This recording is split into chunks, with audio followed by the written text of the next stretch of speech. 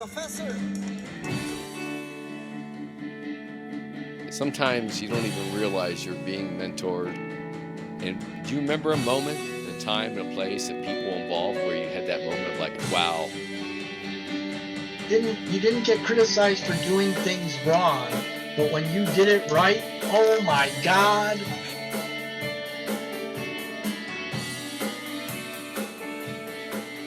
Okay, we're live.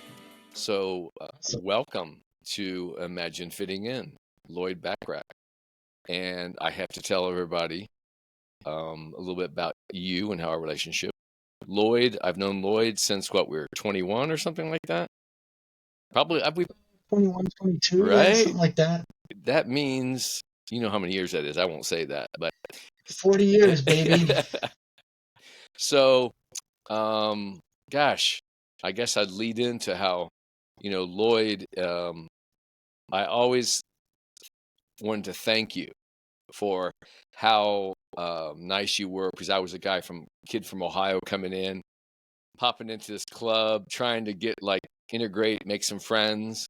And, I think we hit it off pretty much right away. And you scooped me into your the group, whatever, and had a grand old time. That's a whole other story.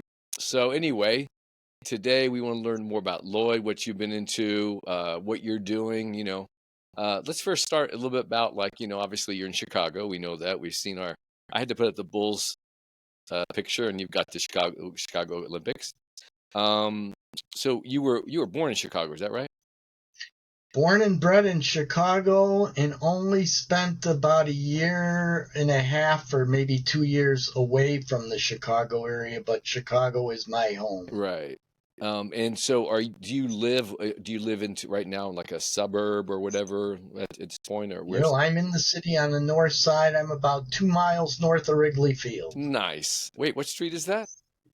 Don't say it. I'm in Edgewater near Clark and Devon. Okay. Well, that's awesome.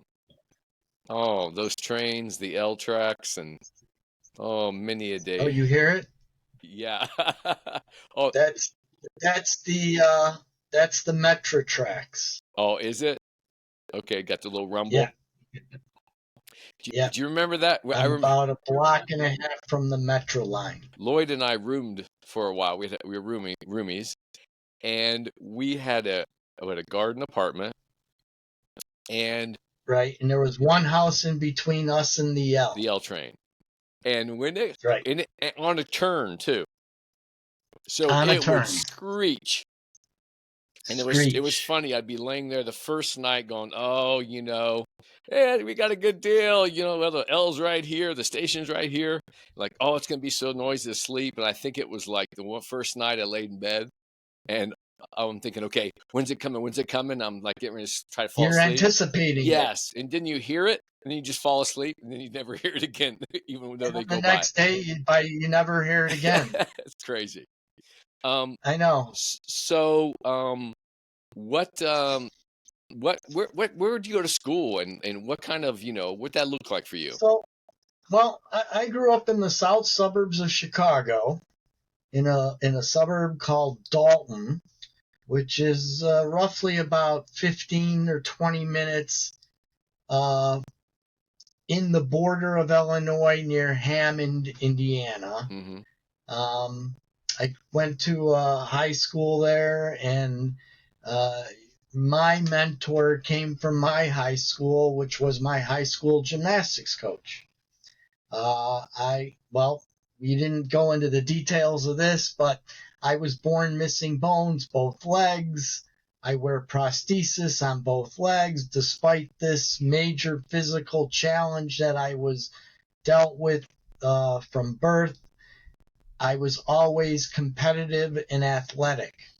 So I played Little League baseball. I used to go bowling. I was an avid swimmer. Just competition was always my thing, and my disability never was the issue. When I got into high school, I wanted to get involved in a sport that I can compete in, and I met with the swimming coach, and we hit it off, and he had me do a couple of laps, and they were great. But then he asked me to do a flip turn. And the flip turn with my small legs, couldn't do it really. So that slowed my time down. And then I remember that summer was an Olympic year, and I had watched the Olympics, and I believe they were in Montreal. And I believe it was Nadia Comaneci who made the big splash at the time. Right.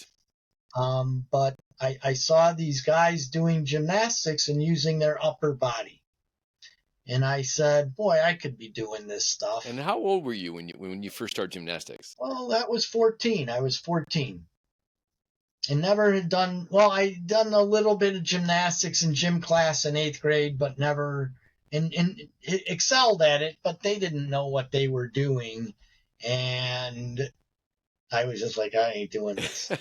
But then after watching the Olympics and thinking that I probably could succeed at this, I met with the coach who we hit it off immediately, found him to be a strong mentor to me, a second father to me, without a doubt.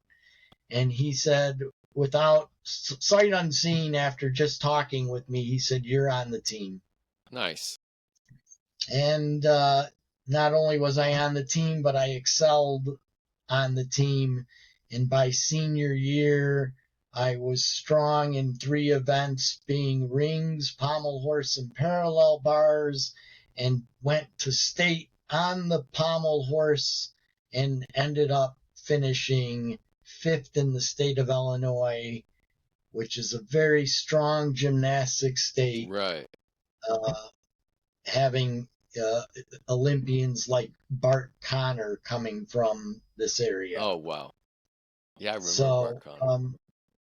So yeah, I excelled, did well, loved it, went to college, Northern Illinois University, did well, but the coach was a lot different than my high school coach. What did you find different between the two of them? What stood out? Well, I went from a coach who treated me like a son, who really was loving and caring, to a coach who motivated you by calling you names.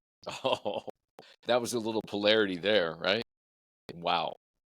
And I had no idea what it was like, because I was never, even when you go there to visit, he's on his best behavior. But when you're alone and it's just the team and you're trying to do something and he's like, what do you mean you can't do it? You a candy ass? And it's like, what? Right? Calling me names? So you think that's going to motivate me? So how did that, now you said that was at North, where was this at? That was at Northern Illinois University in DeKalb, Illinois. Okay. And so how'd that affect you? How'd that steer you from that point then? Well, I stayed on the team for a year and a half, and after a year and a half, I felt, and I wasn't competing because of the way this team was structured to eliminate specialists, and they wanted you to be on every event. All around, and I didn't do all around. So because of that, because of the way the coach treated me, because I wasn't putting in the effort that I needed to scholastically, I transferred to University of South Florida in Tampa, where my parents had moved to my senior year of high school. Oh, okay. So how long were you in Florida going to school and all that? About 2 years. Okay. And you hated it. In your degree, what was the degree? What did you get a degree? I was studying economics, where I came back to work at the Chicago Mercantile Exchange, where I went and traded commodities. Right. So I was in Florida. That was the small portion of my life where I spent away from Chicago. Okay. Well, it's not a terrible place. It could be, not like it's upper Minnesota. No, it was, weather was nice, but other than that, my mom and dad were there, but other than that, yeah, okay, not for me. So when you got to Florida in the Mercantile, because I know we met each other, I think we were 21 or 22. Yeah, right in there. And when did you? How was that process of getting into the Chicago Mercantile Exchange and getting into that? So I was working. I had relatives at the exchange, um, Eh, in Can you tell like from people? my youth. Uh-huh.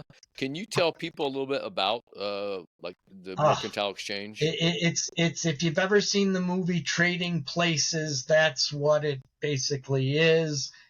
It's basically non-existent in terms of the way it functioned when I was there, where it was open outcry and the people were yelling and screaming and Oh, frantically trying. And they're buying and selling future commodities is what they're doing. And the name of the game is buy low and sell high. right. So, it's like trading stocks or anything else. Now that was the So I got involved there at the age of 16, and it's like, again, it's like competitiveness. right. It's like you make it, you're winning, you're not making it, you're losing. It's very competitive. I loved it. Uh, So I got involved in that and worked my way up to the point where I was trading, but it was much harder than you imagine? I Did imagined. you work for a company at first, and then you went At on your first, I own? worked for the exchange Yep. itself, and I learned the ropes of how the markets work. And I did that for many years. And then I did work for a company where I was phoning in orders, on the phone with customers, and I'd be like hand signaling Yeah. orders in. And I did that for many years. And then I opened my own account, but I didn't trade on the floor. I did it from an office. And did you trade? Well, Did the you trade Swiss advantage is francs? being on the floor. Did you trade Swiss Yes, francs? I remember that. correct. Yeah. Yeah. I was So the just in. advantages is being on the floor and not in the office. And I, lose the advantage, and it wasn't as successful as I had hoped. Okay. But at that time, I took a job coaching gymnastics for the Chicago Park District. And that really brought me back to what I loved doing, which Right. was gymnastics. Mm-hmm. And now I was able to teach what I love. So, when you can't do it, you teach it. Right. Hey, I think like for the Chicago Mercantile Exchange, and I remember seeing that open air stuff going on, and Oh, it's been quite a few years, right? And I don't know, people would have to look back at a certain era of those movies when everybody they'll identify with those hands waving and people going crazy. But a lot of things have yep, changed with technology, obviously, yep, and yep. Technology wiped the whole thing away. It's all done on computers split and milliseconds and all that. milliseconds. They're in and out. It's Unbelievable. unbelievable, and it's crazy because the single trader, Yeah. it's next to impossible to make it. Right. Because at one time, obviously, a single trainer would be able to make it if they were savvy enough in They that were called locals, locals. Okay. and they were taking the other side of the market for the people that were on the phones and across the country. Got it. And That's why you always see everybody on the phones. right, Okay. And but all that's done on computers now, and banks handle it, and they're doing it in milliseconds, and they're doing large quantities and small small amounts. Yeah. increments. So you made me think about when I used to be in advertising, and I'm gonna be having another couple of my guests here interview me a little bit more to help listeners understand who I am and my background. But when you said, you got to a point where like, oh, I felt went back to your first love, and I remember being in advertising, and it's just like, okay, this is not doing for me anymore. I'm a creative, but I just couldn't sell. I just got tired. I was literally using my creative energies to sell things I didn't believe in. And so, successful or not, it just was not right. That's how I got me in the fitness business. But tell me more again. So you're working at the Mercantile Exchange.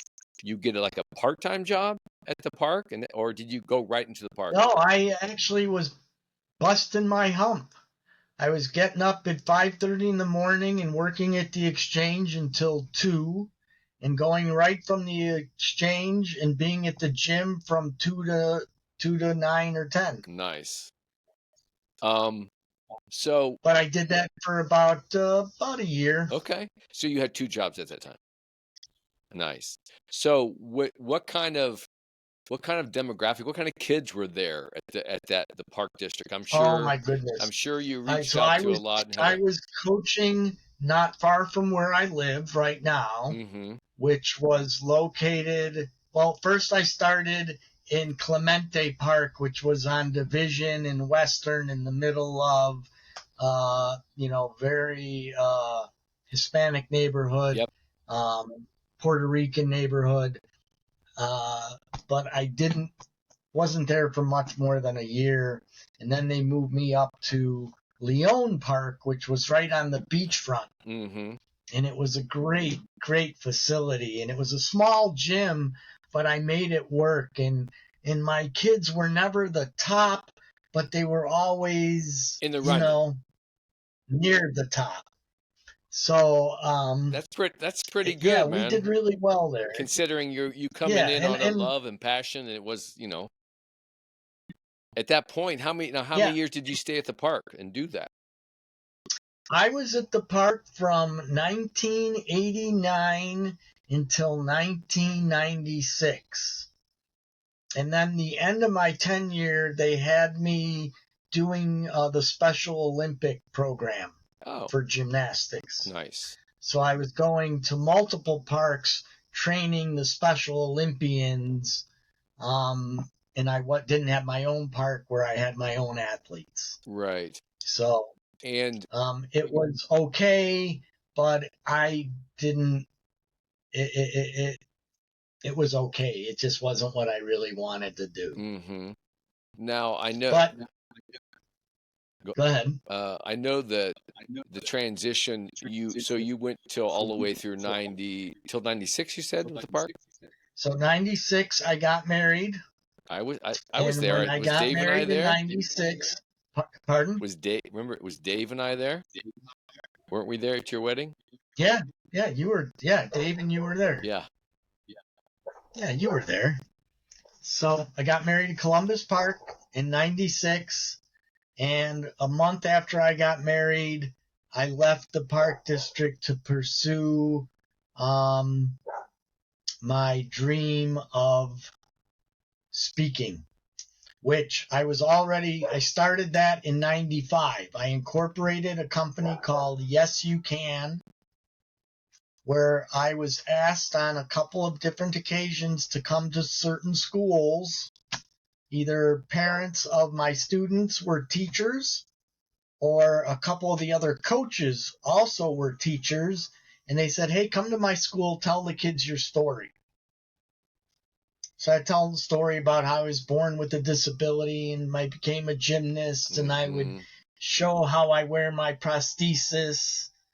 And I did that on a few different occasions, and someone approached me when I was doing it for a friend of mine whose daughter was beginning school, and her daughter was a congenital amputee of her arm and wanted me to give an awareness program, which I did. And someone came to me at that school and said, would you come to my school about a mile away, and what is your fee? Perfect. Fee? So I realized that there was a message here that could be marketed. Right. And that's when I did that for about a year and a half with coaching. And then my boss at the park district found out about it and wanted me to start speaking at schools for the gymnastics program. And I saw that as a conflict of interest, because if I'm going, I can't do both. So I quit the park district to pursue my endeavor, and that was going to be 30 years next year.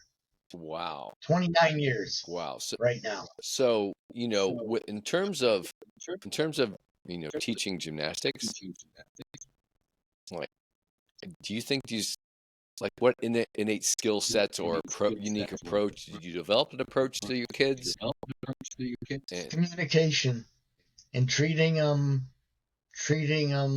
So here I'll expand upon this a bit. Since COVID, my Yes You Can speaking to schools have slowed down drastically. I've gone from doing 10 to 15 schools a month to 10 for the entire school year last year. And I didn't like sitting around doing nothing. right. So I applied for and got a job coaching high school boys gymnastics up at Highland Park High School. And I did it this past season. Mm. And I discovered that after 28 years of not coaching, you don't lose it. Well, that's great. Like riding a bike, I suppose. It's like riding a bike. Coaching is coaching. The kids have changed a bit, but I was able to get good results from my coaching techniques. Mm-hmm. And they're all verbal now because I have a torn rotator cuff, so I can no longer spot anybody or do any of that. I am with you. But I Is that you just was grabbed able your to right see rotator? very strong progress in my boys. I had Pardon? my left rotator done. It was torn, so I had to get it done on 2 years from now. 2 years ago, and I'm just getting back. They won't do it for me because they feel when I fall, which it will occur, and you fall and do that it'll just re-tear. Mm. So I'm not doing surgery and I'm just living with it. Right. And to live with the pain that accompanies it, I get dry needling done every 3 weeks. Okay, and that seems to help. It helps a lot. It's like torture for the 10 minutes that I'm doing the needling, but then I get relief for 3 weeks. Mm-hmm. And I could do stuff like this with my arm. Right. And the surgeons are like, what? Huh? So. Huh. So I'm not doing, but I can't do a handstand anymore. Oh, got it. Yeah, I remember seeing you. I went to one of your events, and I was like blown away. Saw the kids were just very intrigued, and you captured their attention. Can't. All my stuff in my program now is done on video. I don't demonstrate anything anymore as the shoulder won't allow it. So what does how would you, I mean, when you build professional relationships, like what do you feel that like the listeners and young people getting into in that field of gymnastics and teaching, what have you found that's been beneficial in building professional relationships? Well, I think it's the same in terms of building a relationship with my people that I work with professionally, my students that I'm coaching in gymnastics, or the audiences that I'm speaking to. And that is to be truthful and genuine. And when I talk to my students, whether I'm speaking to kindergartners or speaking to high school seniors, I just talk to them like people, and I wouldn't say adults, but I don't talk down to kids. Right. Straight shooter. So, right. I'm a straight shooter. Speak from my heart, and that comes through. Right. And it's the same with my business relationships. I don't tolerate much BS. Yeah. So what does shooting straight with me, odds are not going to be wanting to do business with you. We're having just a little delay, but I think we'll be okay. So considering your situation, your past, and what is like what's self-care look like to you now, and in terms of staying active and being healthy? That's a great question. Well, throughout my years, and now I'm 62, I have never stopped for any length of period of time stretching and staying flexible and in shape as much as I can. So I can't necessarily do the handstands or the pommel horse or the stuff that I used to do, but what I still stretch out and maintain that flexibility. I maintain my strength as much as I can. So you may recall, because of the way I go up and down stairs with my cane and the hand railing, I try to do dips. Well, the shoulder has kind of disallowed that. Oh boy. But, I do as much as I can. Mm-hmm. So, I'm 62 and I was at the gym yesterday and ran into somebody I worked out with years ago, and we both flexed, and for 62 that ain't too bad. Hey, listen, I remember when I first met you. I mean, your upper body was insane, and it was something to admire. And back in the day when I started working out, Can't say that I have the washboard abs anymore. There is a little bit of ring around them now, a little cushion, but that's fine. I'm not overweight by any means, and I think that's a key to my success as well as my health. Because if I got overweight wearing prosthesis, it would make it way more challenging for me to all the joints walk and everything. Yeah. I know myself. I literally spend at least 2 or 3 days in the pool, and I train like I'm an injured athlete, even though I'm not. So based on our age, right? Hoofing, doing all kinds of explosive, the cardio based helps keep those strength tensor relationships, fluid. I find that, to me, that's just like, it's gold. It's like this fountain of youth, I believe. And I just love water. Have you been swimming at all again or no?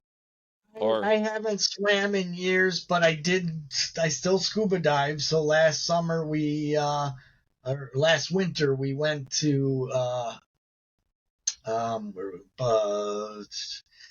in Mexico somewhere. Okay. Cozumel or? No, on the other side. Okay. The little peninsula. Okay.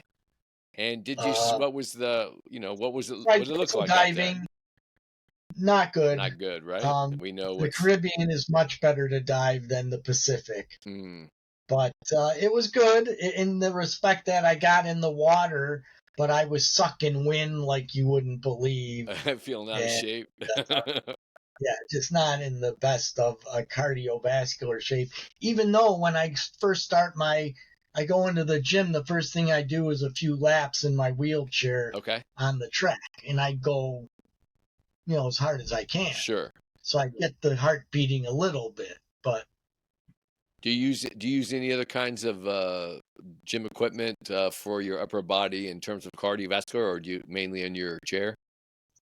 Yeah, just my chair. Okay. And again, I probably would serve myself well if I did some laps, but that motion swimming with the shoulder is not good. So, yeah, I do what I can and maintain what I can without re-injuring or tormenting my shoulder. Mm-hmm. Now, your current... And I'm not... Your yes, you can. You're still active with that. I still have it running. I still have my website up. I'm pulling back on my marketing, and I will take bookings as they come, but not going to knock myself out to beat the door down to get the bookings like I was. Now, if somebody was... Basically slowing down in my old age. Right. So, what kind of, in terms of... Because everybody it's always there's companies and organizations always looking for inspiration, motivation, being reinvigorated, what kind of companies or organizations, have you worked with companies and organizations outside of schools that have found Well, that I have done a beneficial? few, but let me say this to expand my knowledge in horizons. Right after COVID 2021, I took and certified myself in a class at Northwestern University in diversity, equity, and inclusion, DE&I, Mm-hmm. which is a very hot topic among the business world. And I have been able to deliver a couple of DE&I presentations. One of them was based solely around DE&I with disabilities, and the other one was a more broader sense of the knowledge of DE&I and what you hope it brings to the organization that is trying to manifest a better culture. Mm-hmm. Now I'm curious, you know, in terms of your first high school gymnastics coach, how he took you under his wing, and it was a great relationship, and you learned a lot. I'm sure you got very inspired, and obviously helped support you. And then, were there anybody else along the way during that path that, when you were young? Sometimes we don't even know when we're being mentored. Or is there anybody else along the way in the business, in Well, the futures, and in your yeah, business no, now that's a that? great question. Because it's another person that I maintained contact with throughout her life, and you'd be rather surprised. But I have to go way back to elementary school, and you have to understand when I began school, the laws to educate people with disabilities and it's called the Rights to Education Act, Mm-hmm. wasn't a law. So a person with a disability similar to mine, like mine, 95% of the time were not included at a public school and went to a school special for kids with special needs. Period. And that what year? I What year was recall. that? So I started school in 1967. And how long? So Rights to Education Act became a law in 71 or 73, I don't recall. So I recall 7 years old. No, because I was 1969, I guess. I apologize. 7 years old, 6 years old, whatever that is, going to the school with special needs, thinking to myself, I don't feel comfortable here, and this is not where I belong. right. And then got to meet with the principal that my sister attended the school 2 blocks away from my house, met with her, she interviewed me, and I later discovered that after I left that interview, she told my parents, I want him at my school. Oh, nice. So your sister helped propagate that. Not so Okay, much. but that woman helped you out. Yeah. That principal was way ahead of her time. Nice. Do you remember her name by chance? Yeah, I remember because I stayed in touch with her throughout her life. Her name was Sophia Renner, Nice. and she lived to the age of 99. Oh, God bless. And I saw her about 2 years before she passed for the last time. And she was sharp as a tack. And, I was very lucky in that I was able to thank her Mm-hmm. for the opportunity she presented me. And without her, I would no way would be who I am. Mm. And Do you, for me, like I said to you earlier, previously here, that sometimes you don't even realize you're being mentored and advice coming in. And then, then obviously as we get older, we have different experiences, and sometimes the light goes off, right? And like, wow, that person, means something. And either consciously or unconsciously, you start rolling around situations trying to be involved with them more, either directly or indirectly, sometimes not knowing, whatever. But for you, I'd like to ask this question about mentors, because obviously as a teacher, when was that moment that, of course you were following what you really enjoyed, your passion? And do you remember a moment, a time, and a place, and people involved where you had that moment of like, wow, I'm here and, helping so many kids? Was there any kids, really special situations, really thing that stands out to you that really like even made that even more rewarding? Well, I have the perfect scenario, and that was while I was coaching gymnastics with the Chicago Park District, and they promoted me to coach Special Olympics, which I love doing, but it really wasn't my passion. And I really miss coaching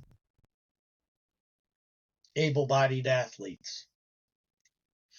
I was offered and took a position coaching a girls' high school team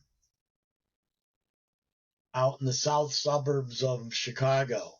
And I lived on the north side, as you know.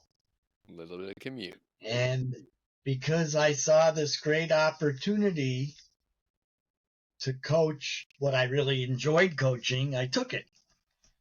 And that actually meant not only coaching a couple days after school, but there were a couple days where we had to practice in the morning because we had to share the gym with the basketball team. So I was getting up at like 5 in the morning to have practice from 6 to 8. And then they had school from like, we'd have to break down the gym. But they weren't very good. It was a small parochial school. It was a Catholic school. They didn't have all the bells and whistles like, many of the high schools have. Uh-huh. But we got better. Made do, And it resourceful. was rewarding to me to be able to give that coaching. And in that coaching time was where I really found that I was coaching very much like my high school coach. And that was when you didn't get criticized for doing things wrong, but when you did it right, oh my God, oh my God. Yeah, that is it. That's beautiful. It's so much. And that's how I coach. Yeah. And to this day, coaching the high school boys, they would work on something. That ain't it. You're not piking. You're just not piking. You're not piking. And then they hit it. And then I go ballistic. Oh my God! There's a saying in gymnastics. Yep. Once it's luck, twice is a coincidence, and if you could do it 3 times, you got it. 3 times in a row that very like afternoon. You got to do it 3 times in a row to say that you've learned it. Okay. Now, with my work with as a fitness trainer, and I do a lot of neuromuscular training and power training. So I try to reprogram people's minds as well as their bodies in terms of brain body connection. So I'm a big time movement trainer, and I've created my own methodology, and 6 reps. Like, okay, you show me something 6 reps, the way we'd like to see it, not the way you used to, but we're gonna make some changes, and you're gonna fine tune that. You're gonna practice it, and once you can give me 6 times, then we're not concerned about weight loads. We're more concerned initially by speed, technique and speed. How much can Got you it. perform that in a row? And then they just go on to the next 6 reps. So yeah, I can see that. But did any one kid stand out that you made an impression on you in that time with the Um, girls? well, in the girls from 28 years ago, we had a couple girls that excelled and did well. Um, a couple of them actually went on to become coaches and themselves. So Pass it it's sort of forward. like, Yeah. yeah. Um, I still am in touch with them online. Oh, that's nice. They still call me coach. That's got to be beautiful. Um, it's very touching. Hmm. In fact, this year, one of the girls that I had coached 28 years ago took her team to state, and they ended up finishing third in the state. And I didn't know about them making third in the state, but the very next day, she texted me. She has my phone number. Uh-huh. And she texted me thanking me for coaching her the right way because she coaches her girls the way that I taught her. Hmm. Nice. And I was the one who got her first job coaching. See, there you go. Right now, she would be raving about you as a mentor. And again, this is, imagine fitting in this whole message, is definitely, passing it forward, um, realizing how important those one-on-one, in-person relationships, involvement, engagement, keeping people with opportunities, offering opportunities to the masses, to youth, people of all ages to, even make second careers. But I literally made fitness was my second career because I was in advertising. And Right. at 28, I was like, I can't see myself. I didn't feel right anymore. And I found myself in the gym doing my own workouts, and it was very important. That's a whole nother story. And I just found like when I decided, when when you wake up from like a dream and you wake up, you're like, oh, what was that? And you just kind of reflect a little bit. You're still laying there in bed. And then soon as you like sit up and you get your feet to the floor and you stand up, and like everything just comes rushing in, like, oh, what I'm supposed to do, who I am, what this is. And I used to I asked myself, it's like, wow, okay, if I had all the money in the world, money was not an object, and I could, what would I do? And it would be helping people in the gym.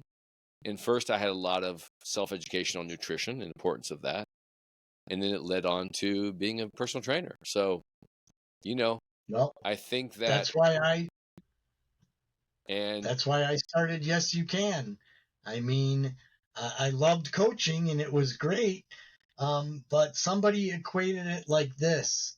When I was coaching my athletes, I had a handful of kids that got my knowledge and grew from it. But when I became a motivational speaker and created Yes You Can, and for a good 25 years, traveled the country visiting schools from coast to coast, now I became Johnny Appleseed, oh, there you go. spreading my message, but not getting to cultivate that message, but putting that message all over the country. That's that. I mean, Lloyd, that is exactly on the mark and in essence of what I believe. It's what I want this podcast and this radio show, whatever you want to call it, the messaging is that everyone, and I'm calling on guests from every profession, every walk of life, every experience, that you never know a thought, a phrase, a sentence, a moment in time when someone may be listening to this that may just not change them overnight, but just have put little the Johnny Appleseed, in their head, and Yep, it helps. It's a nurturing thing. So yep. I just I truly believe that there's something to be um, gained or realized, very much so, by just talking to people. And, I had the good fortune of, knowing you in Chicago. Like I said, I was thinking about this, getting ready for this podcast, and how appreciative and how nice you were. Because I was just this 21-year-old kid from Ohio. Didn't know, my brain's not even developed. I'm trying to hustle and go work in downtown Chicago. And I got to tell you the story. I'll never forget the day where I was, what building I was near. I was wearing like some, kind of, suit, carrying a big portfolio. This is obviously way pre-computer. Right. And I remember going on job interviews, and like multiple job interviews. And I remember one day, this is early going to Chicago, and how many people in Chicago, right? There's just millions. Anyway, I walked down the street one day coming for either to or from an interview, and I saw the same person twice. I recognized just a stranger twice, and I'm like, oh, I guess I'm home. I guess Yeah, I've no, arrived. Chicago's a big city with small town feel. Right? That's what kept me So there. I've always loved Chicago and always felt it was home for me. And, we've never left the city, my wife and I. My daughters really take offense when they meet people and they'll, like, of their age group. And Yes. now my daughters are 26 and 23. Mm-hmm. And they'll say, oh, where are you from? And they'll say, Chicago. I'm from Chicago. Where about? And then they'll say, well, I'm really in Schaumburg or Glenview. Right, the suburb. And then my daughters really get offended because they're like, no, I'm in Chicago. Yeah. You're in Glenview. That's not the same. So Yeah. they're very proud of their city and their heritage. Yeah, I personally, I intentionally, before I was moving to Chicago, my late sister moved to Chicago with her brother-in-law. And I met a gal before I went to Chicago, and she was an actress doing auditions in New York. Here in Ohio, she'd fly to New York for auditions, singer, dancer, and whatever, an actor. Mm-hmm. And so I go, I'm going to go to New York just to make Chicago feel more approachable. And I won't tell you, I was in Manhattan in 1984, and I was in Times Square, and you're Overwhelmed. Oh, I will tell you, this is just before Giuliani came in, and I was right in Times Square, and it was just all going on. I would walk down any street right there at Times Square and just look over and just say to myself, I'm not going down there. It was gnarly. It was bad. And even now when I drive through New York or I'm in New York and like I recently, this January, I was there and I landed LaGuardia but had to go to Jersey, and it was just easier to not fly to Jersey. Yeah. But just driving through Manhattan to get into Jersey, I'm like, how do these people do this every day? Chicago is so much more livable than New York. I mean, I was there for 21 years. I loved it. I really just loved it. And, when I left advertising, computers were just coming in. I thought I was going to learn about computers and stay in advertising, but then I just realized it's just another tool. I'm in the same environment. I wasn't passionate. And through a friend, I was introduced to my man, Vinny, who's the mentor of mentors for me, one of many, but Chicago, and he gave me the opportunity. He just said, he had a friend who was a friend of my friend. He said, hey, you know what? She's got this her boyfriend is interested in fitness. Oh, Vinny goes, I'll send him over. Vinny had already hired all his staff. They were all educational, sports education backgrounds and stuff, degree and all that. All young kids mostly, and he was the fitness director.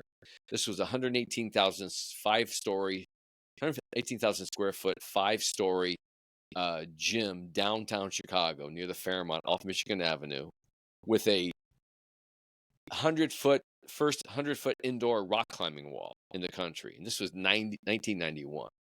I sat down in there and interviewed with him. I had long hair and a beard. I was a creative in advertising, but I'd been working out for like almost 10 years. And he spent time with me, and he goes, you know what? He goes, I've hired all my staff. But I was so enthusiastic about an opportunity just to be in that environment.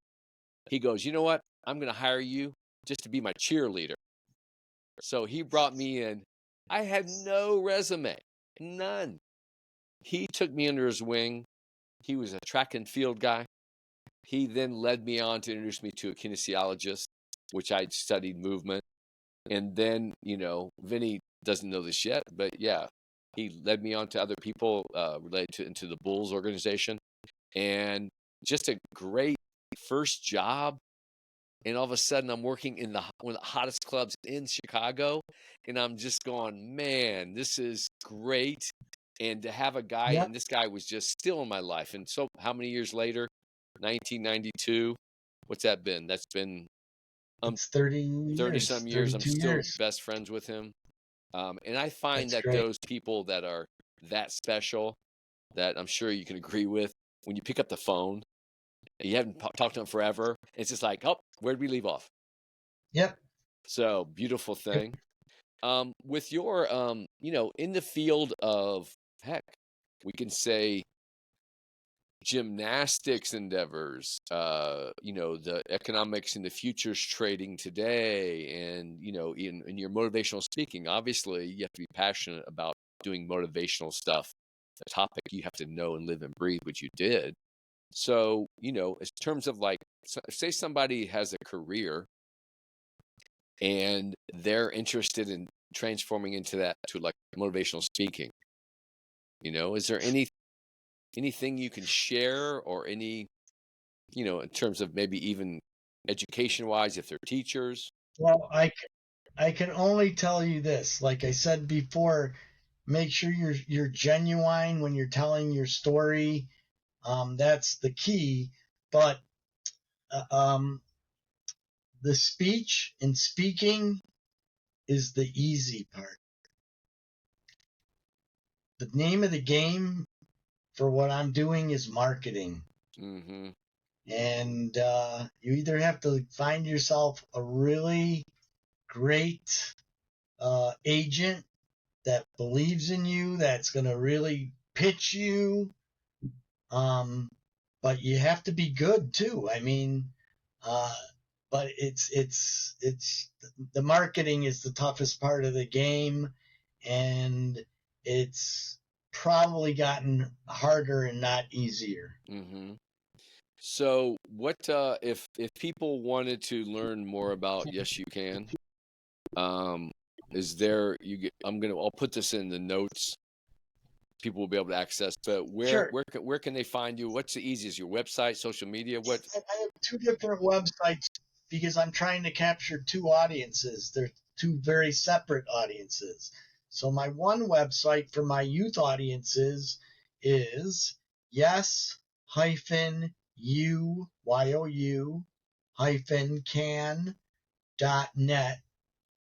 And then my one for corporate organizations or colleges or more of an adult audience would be my name, Lloyd Bachrach, together, lloydbachrach.com.